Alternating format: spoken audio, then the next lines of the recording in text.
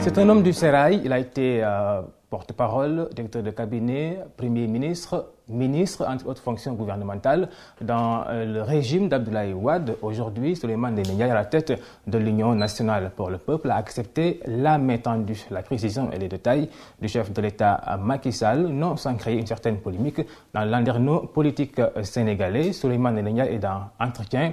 Mesdames et messieurs, bienvenue dans ce numéro. Bonjour Souleymane Ndéné Ndiaye. Bonjour. Comment vous vous sentez là, ici et maintenant? Je me sens très bien, par la grâce de Dieu. Je suis en bonne santé, et mes enfants aussi, ma famille également. Et j'en remercie le Tout-Puissant. D'accord. Alors vous avez accepté, comme vous le dites vous-même, la main tendue du chef de l'État. Qu'est-ce qui a motivé une certaine décision?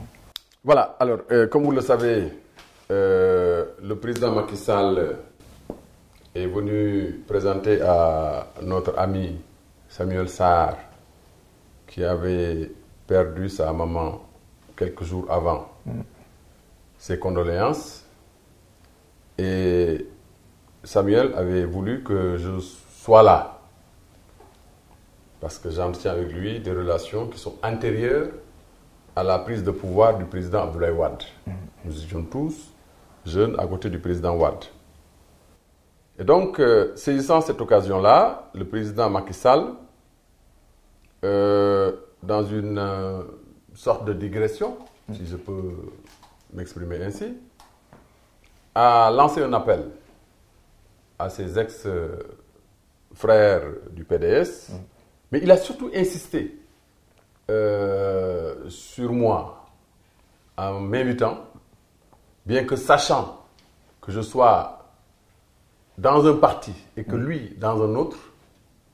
Donc il m'a lancé un appel à le rejoindre dans l'intérêt du Sénégal. Évidemment, à le rejoindre, ça veut dire à le rejoindre dans le travail qu'il fait en tant que chef d'État à la tête du gouvernement. L'appel a été lancé en public et il faut dire que humainement, je n'avais pas d'autre choix que de répondre favorablement après avoir consulté bien entendu mes proches et d'autres personnes, parce que il a mis en avant notre amitié et l'intérêt du Sénégal.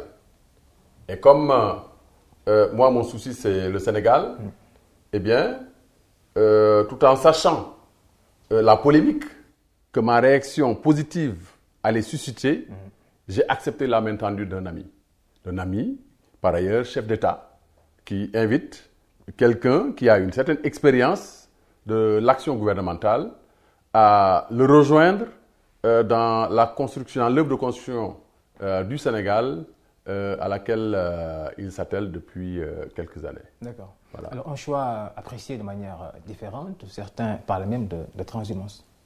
Oui, c'est selon. Vous savez, les faits sont sacrés, mais le commentaire est libre. Chacun est libre de commenter comme il veut. Mais le fait, il est là.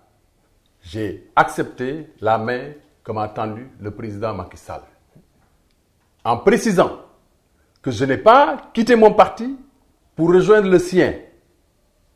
Il n'en est pas question.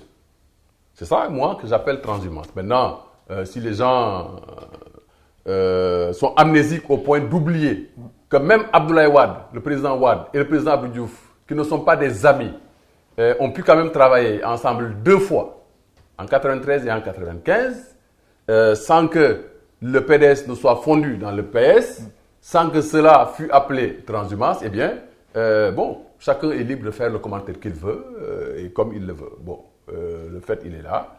J'ai accepté la main tendue par le président Macky Sall. Alors, en langage plus clair, vous accompagnez le chef de l'État, mais vous ne rejoignez pas la mouvance présidentielle. Non. Quand je rejoins le président de la République dans un gouvernement, je rejoins la mouvance présidentielle. Mais je ne rejoins pas la paire. Je ne quitte pas l'Union nationale. L'Union nationale pour le peuple, beaucoup de mots, pour la paire. Il n'est pas encore question de ça.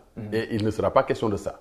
Maintenant, on ne peut pas toujours prédire l'avenir. Il est vrai que peut-être que j'ai commis des erreurs de communication dans le passé, en disant que je ne je ne transhumerai pas. Et jusque-là, je n'ai pas encore transhumé. Maintenant, si les gens qualifient l'acte que j'ai posé de transhumance, ben, ils sont libres.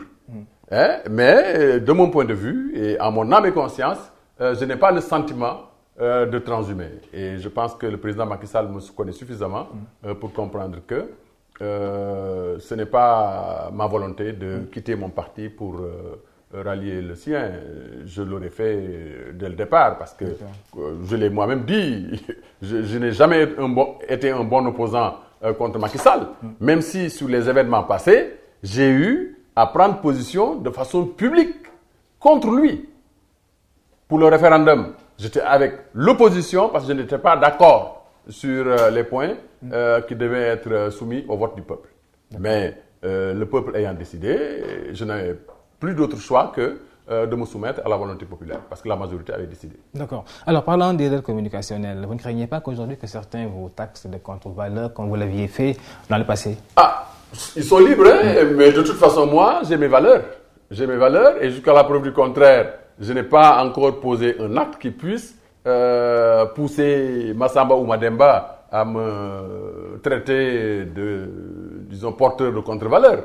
J'ai des valeurs. Je crois en l'amitié, moi. Je crois en 3 choses sacrées. Je crois en la famille, je crois en l'amitié et je crois à la République. Voilà. D'accord. Et qu'en pense votre parti, l'Union nationale pour Alors, l'Union nationale pour le peuple Bokk Djemou, je n'ai pas pu consulter tout le monde, bien entendu, mais j'ai consulté quand même les éléments essentiels. Parce que ce jour-là, comme par extraordinaire, on avait un bureau politique restreint qui devait se réunir chez moi.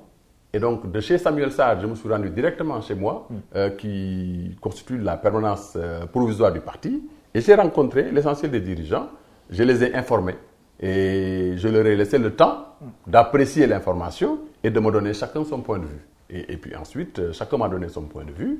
Et donc, vous savez, entre le moment où le président Macky Sall m'a lancé l'appel le vendredi et le moment où j'ai répondu, il s'est quand même écoulé quelques jours, parce qu'il fallait ce temps de réflexion pour voir qu'est-ce que ceux qui m'entourent pensent de cet appel-là. Et bon, moi, j'ai tenu compte de leur avis et j'ai tenu compte aussi d'avis d'autres personnes.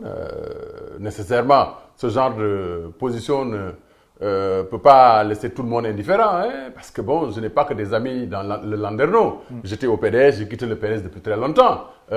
Si je constitue un élément de préoccupation pour eux, moi, ils me laissent de marbre, parce qu'on a cheminé ensemble jusqu'à un moment donné, et puis je les ai laissés. Maintenant, pour le reste, chaque Sénégalais a son opinion sur l'acte que j'ai posé, et au nom de la liberté d'expression aussi, je ne dénie à personne le droit de me critiquer, de me caricaturer, de dire ce qu'il veut de ce que j'ai fait, mais je reste de marbre. Je suis bien conscient et convaincu que peut-être l'avenir nous édifiera sur le point de savoir est-ce que j'ai commis une erreur ou que si je n'ai pas commis d'erreur, mais en tout cas, je suis convaincu que j'ai pris la bonne décision. D'accord. Alors l'avenir, c'est également 2017. Certainement, vous êtes en train de renouveler votre base. Alors comment est-ce que Souleymane Ndéné Ndiaye compte-t-il joindre, disons, sa base avec son parti et travailler avec le chef de l'État?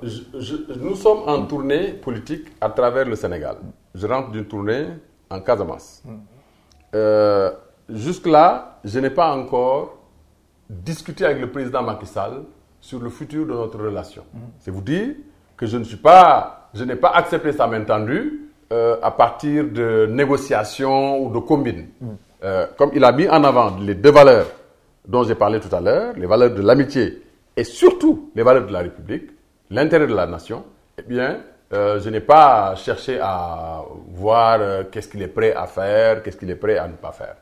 De toute façon, on est dans un parti, nous nous comportons comme si nous devrions aller seuls à ces élections. Parce qu'initialement, nous devions y aller avec Modou Diagne Fada. Comme nous avons rejoint Macky Sall et que Modou Diagne Fada tient à rester dans l'opposition, eh bien, nos chemins se sont séparés sans que cela rejaillisse sur nos relations personnelles, parce qu'on a aussi des relations personnelles. Donc, nous préparons ces élections-là comme si nous devions partir seuls. Maintenant, au terme de la discussion que j'aurai avec le président Macky Sall, nous saurons est-ce que nous irons ensemble ou si nous n'irons pas ensemble? Toujours est-il que le parti est là, prêt à aller à ces élections-là. D'accord. Alors, vous avez une alliance avec Mamadou Diagne Fada. Est-ce qu'on peut parler aujourd'hui de rupture? Oui, il y a une séparation, il y a une rupture. Il y a une rupture parce que Mamadou Diagne Fada, son parti LDR Yessal, avait clairement exprimé n'aller en alliance, le besoin de partir en alliance qu'avec des partis qui ne sont pas dans la mouvance présidentielle. Or, comme nous rejoignons le président de la République Macky Sall dans son œuvre de construction du Sénégal, eh bien, il a estimé que on ne pouvait plus cheminer ensemble. Et puis, j'en ai pris acte. C'est un choix que vous avez accepté. La vie se poursuit. D'accord. Voilà. C'est un choix que vous avez accepté, quoi. Oui, c'est un choix que j'ai accepté parce que de toute façon, il n'y a pas d'acte politique qui ne porte pas à conséquences. Hein, et nous étions bien conscients de toutes les conséquences qui résulteraient de notre décision. Voilà. Et nous l'assumons. D'accord. Est-ce que vous êtes conscient de l'ampleur, disons, de la polémique qu'a suscité? Oui, bien sûr. Je suis bien conscient de l'ampleur de la polémique. C'est un peu lié d'abord à mon statut et puis ensuite à tout ce que les Sénégalais éprouvent par rapport à tout ce qui se renie. Moi, je ne me renie pas. J'ai accepté la main tendue par le président Macky Sall, tout en étant convaincu que nos objectifs restant l'exercice du pouvoir, Inch'Allah Rabbi, nous continuerons à nous battre pour demain exercer le pouvoir au Sénégal. D'accord. Alors, vous avez accepté la main tendue de Macky Sall. Alors, par conséquent également, il y a eu une polémique autour du dossier Khalifa Sall. Alors, certains disent que vous aviez accepté volontairement de rejoindre la défense avant de vous désister parce que vous aviez pris la décision de rejoindre Macky Sall. Qu'est-ce qui s'est passé? Ah non, je ne me suis jamais désisté, je ne me suis jamais déporté par rapport à Khalifa Sall. J'ai accepté de défendre Khalifa Sall parce que j'ai estimé que le moment choisi pour l'arrêter n'était pas le bon moment. C'est pour ça que je me suis constitué pour Khalifa Sall. D'accord. Et je continue à me constituer et à rester un avocat pour Khalifa Sall. Et surtout pour Mbaye Touré, qui a été son DAF, qui est mon frère. Voilà. Donc ça, c'est de fausses informations qui circulent sur le net. Parce que de toute façon, en tant qu'avocat, pour sortir d'un dossier, il faut écrire au juge d'instruction. De la même façon qu'on avait écrit pour dire qu'on se constitue, il faut écrire pour dire que nous nous déportons. Et jusqu'à aujourd'hui, en tout cas, je n'ai jamais écrit au doyen du juge pour lui dire que je ne suis plus l'avocat de M. Khalifa Sall. En tout cas, mon souhait le plus ardent, c'est que M. Khalifa Sall sorte de prison, parce que sa place n'est pas en prison.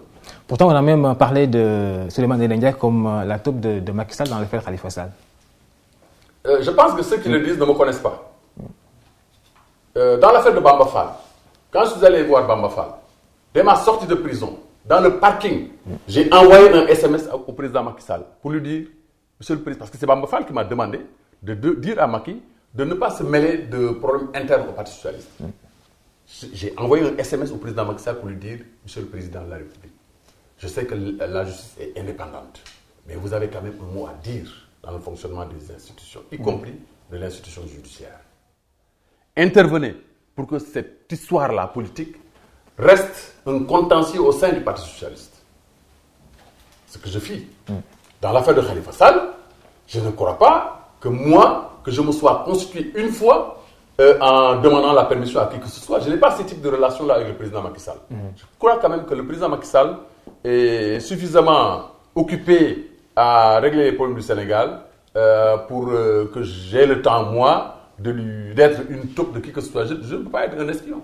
Je ne saurais être un espion. Et dans l'affaire de Khalifa Sall, eh bien, le président n'a pas besoin d'espion. Parce que de toute façon, M. Khalifa Sall a été entendu à la police, en enquête préliminaire, devant le doyen des juges d'instruction, confronté à co-inculpés. Tout ce qu'il a dit, le procureur en est informé. Et je pense que le président de la République n'a pas besoin d'une taupe comme avocat pour le renseigner ou pour avoir une position X ou Y. En tout cas, mon souhait, je le réitère, c'est que M. Khalifa Sall sorte de prison comme Bamba Fall est sorti de prison. Chaque fois que je suis allé en prison, je l'ai vu, mais je n'ai jamais ameuté la presse pour venir recueillir une interview. Parce que je pense que quand un avocat se constitue pour la libération de son client, mais pas pour faire le buzz en amotant la presse. Tout à fait. Alors, quelles sont aujourd'hui les ambitions de Souleymane Ndéné Ndiaye pour 2017 et 2019? Alors, pour 2017, nous partirons aux élections législatives. Pour 2019, maintenant, on verra ce que l'avenir nous réservera. D'accord. Voilà. Alors, et la marche du Sénégal de manière générale?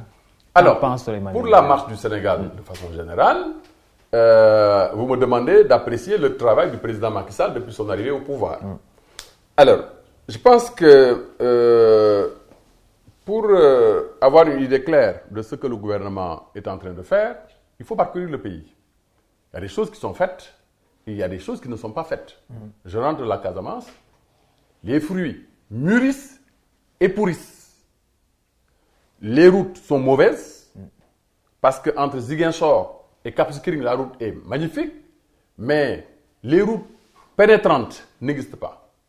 Or, comme vous le savez, à ce moment précis de l'année, la Casamance étant une région essentiellement agricole et où il y a beaucoup de fruits, à cette période de l'année, les populations de Casamance ont besoin de matériel de transformation des fruits. Et je suis sûr que si le gouvernement avait mis l'accent sur la construction de routes en pavé pénétrantes, par exemple, dans la zone de Enampor, parce que je suis allé dans la zone de Enampor, après Brin, en pleine brousse, n'est-ce pas? Je pense que les populations l'apprécieraient beaucoup. Évidemment, tout n'est pas rose. Il y a des villes et des villages à électrifier. Le Cap Skirring ne dispose pas d'eau potable. Je viens de l'apprendre, je viens de le savoir. Premier ministre du Sénégal, je n'ai jamais su qu'il n'y avait pas un système de distribution d'eau potable au Cap Skirring. Et cela me semble constituer un retard considérable dans ce que le gouvernement doit faire, surtout dans une ville comme le Cap Skirring, qui est quand même une station balnéaire à l'image de Saly Portugal, donc il doit être traité comme Saly Portugal. Maintenant, sur le reste, le gouvernement fait des efforts. J'ai le sentiment que tout n'est pas rose, mais que des efforts sont quand même faits. D'accord. Alors, vous êtes un homme du Sérail, vous êtes un monument en politique avec plusieurs fonctions ministérielles sous le régime d'Abdoulaye Wade. Alors, aujourd'hui, qu'est-ce qui fait courir Souleymane Ndéné Ndiaye? Rien ne me fait courir, je ne cours pour rien du tout. Si Macky Sall ne m'avait pas lancé un appel, je n'aurais pas franchi le Rubicon. Je serais resté là où j'étais. Mais humainement, je ne pouvais pas rester insensible à son appel. Humainement. Parce qu'on a quand même un vécu, Macky Sall et moi. Des amis? Oui, des amis. Des amis au sens propre du terme. Et j'ai une idée positive de l'homme, n'est-ce pas? Malgré tout ce qui s'est passé, vous savez, dans l'affaire de Karim Wade, moi j'étais du côté de Karim Wade et non du côté de Macky Sall. J'ai défendu Karim Wade. Et je continue à croire et à dire que la procédure suivie pour arrêter Karim Wade n'était pas bonne. Je continue à le dire, même si j'ai accepté la main tendue de Macky Sall. Même si Karim Wade ne m'a jamais appelé pour me remercier. Alors que je sais que je pense que je mérite autant de félicitations, sinon plus de félicitations, que Bamba Fall et Barthélémy Diaz, qu'ils n'arrêtent pas d'appeler. Je l'ai fait justement pour Maître Abdoulaye Wade, pour tout ce qu'il a fait pour moi. Je ne l'ai pas fait pour Karim parce que je n'ai pas de rapport avec Karim. J'ai plus de rapport avec Macky Sall qu'avec Karim Wade. Mais Karim a été dans mon gouvernement. Oui. J'ai mouillé le maillot pour lui. Tu vois, voyez-vous? Donc, je dois à la vérité reconnaître que rien ne me fait courir. Je suis avocat, je suis un ancien Premier ministre, je suis en train, avec d'autres, de chercher à diriger le Sénégal. Et c'est Dieu qui choisit celui qui va diriger le Sénégal. Eh bien, Macky Sall m'a tendu la main, j'ai accepté. D'accord. Et récemment, vous avez des nouvelles de Maître Wade? Non, je n'ai pas eu de ces nouvelles depuis peu. Voilà, je n'ai pas de nouvelles de Maître Wade. D'accord. Mais vous continuez à avoir de très bons rapports? Ah, j'espère, parce que de toute façon, moi je suis convaincu que la politique peut séparer les gens d'un point de vue idéologique, mais pas humainement, parce que de toute façon, politique du monde à l'achira. Les pires ennemis peuvent un jour signer un armistice. Et je pense qu'entre l'Allemagne et la France, entre Macron, le président Hollande, quand M. Macron a décidé de quitter le gouvernement, ça n'allait pas très bien, on l'a attaqué, mais aujourd'hui, tout le Parti socialiste, ou presque, est derrière Macron pour battre Le Pen. Donc c'est ça la politique aussi. Tout à fait. Voilà. Bon, quelqu'un qui ne le comprend pas, eh bien, fait fausse route. Et justement, qu'avez-vous envie de dire aux Sénégalais qui ne comprennent pas, disons, la décision de Souleymane Ndéné Ndiaye? Non, je n'ai pas envie de dire quoi que ce soit. Que chacun est libre de dire ce qu'il veut de Souleymane Ndéné Ndiaye. Moi, je suis un être humain. Je suis sensible à la critique, à l'autocritique, mais je continue à croire que j'ai pris la bonne décision parce que humainement et honnêtement, je ne pouvais pas refuser la main que m'a tendue Macky Sall. La fondant sur nos relations vieilles de plus de 30 ans et sur les intérêts de la nation. Donc, vraiment, j'ai pris la décision qu'il fallait prendre et puis en toute connaissance de cause. Maintenant, la critique est libre. Maintenant, il y a des gens qui en profitent pour raconter n'importe quoi. J'ai rallié Macky Sall parce qu'il y a une affaire Daouda Mbow dans laquelle je serai impliqué et il y a, je ne sais pas quoi encore, d'autres. Alors que, excusez-moi de parler de Daouda Mbow. Daouda Mbow est un garçon que j'ai connu après la fin de notre règne, en 2012. Quand je suis venu, parce qu'à l'époque, je devais habiter dans cette maison-là, qui n'était pas encore prête. Et c'est grâce à lui, parce qu'il m'a mis en rapport, parce que j'ai un ami, Mohamed Fall, qui est sur la VDN, qui est à Promobile, qui m'a présenté à Daouda Mbow. Alors, et à ce moment-là, il y a une maison qui était en construction au bout de la route, qui abrite Prodac. Il y avait des maçons là-bas qu'il connaissait. Il m'a dit, j'ai été en relation avec ces maçons-là, qui sont très sérieux. J'ai attendu que leur chantier finisse pour qu'ils me fassent ma maison. C'est là où j'ai connu Daouda Mbow. Alors maintenant, les gens disent que Daouda Mbow est le prête-nom de Souleymane Ndéné Ndiaye, comme si c'est moi qui ai fabriqué Daouda Mbow. Je fais partie des conseils de Daouda Mbow. Je me suis constitué pour lui. Déjà, à la police, quand il a été interpellé, c'est lui-même qui m'a personnellement appelé alors que j'étais sur la route de Kaolack pour me dire que je viens d'être interpellé. Pour quel motif? Voilà, j'étais en relation d'affaires avec quelqu'un qui m'a vendu un terrain à Rufisque, à qui j'ai remis de l'argent, mais aussi une voiture Golf.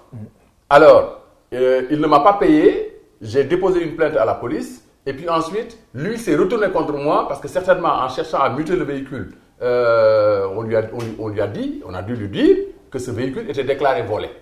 Alors, il a déposé plainte, et la DIC est venue faire le tour de tous les véhicules qui sont stationnés dans le parking de Daouda Mbow. Sur les 96 véhicules vérifiés, il y en avait 4 qui étaient déclarés volés et qui portaient une immatriculation. Daouda Mbow dit que le véhicule Golf, il l'a acheté immatriculé. Il y a une autre voiture immatriculée en Gambie qui lui a été déposée par un de ses amis parce que le pare-brise du véhicule était cassé.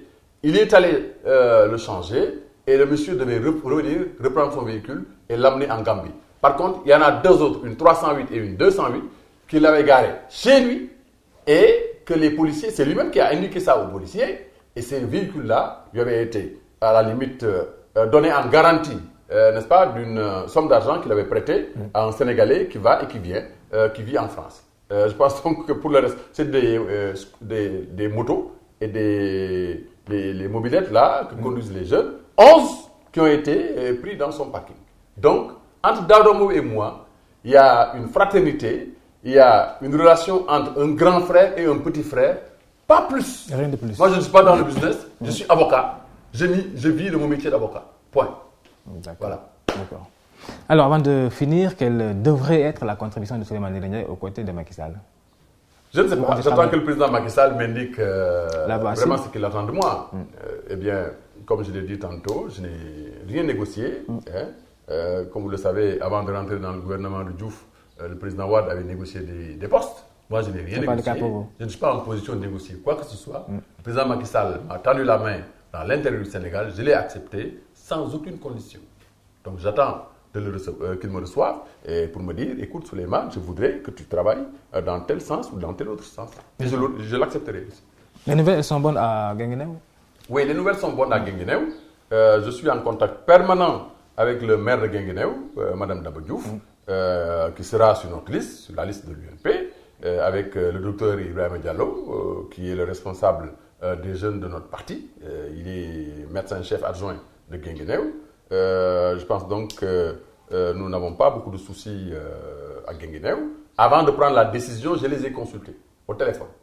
Et chacun m'a dit, écoutez, rejoignez-le si l'intérêt du Sénégal est mis en avant. Et puis ensuite, après aussi, on est resté en contact. Et Inch'Allah, samedi, je serai à Guinguinéo pour des événements sociaux, notamment les prières qui seront dites en la mémoire de notre grand-père commun, de Tony Truant et Gros Bidon, avocat que vous connaissez. Et puis des chants religieux qui seront également organisé dans le quartier de Farabougou, surtout en intention de Serigne Sidi Mokhtar Kamara, qui a été rappelé à Dieu il y a quelques jours, et dont la famille est également la mienne. D'accord. Souleymane Ndéné Ndiaye, merci beaucoup. Si vous avez envie de lancer un message à vos militants. Alors, je voudrais donc redire à toutes les femmes et à tous les hommes de l'Union nationale pour le peuple, Bokk Jëmu, que nous ne nous renions pas, que nous continuons notre marche vers le pouvoir.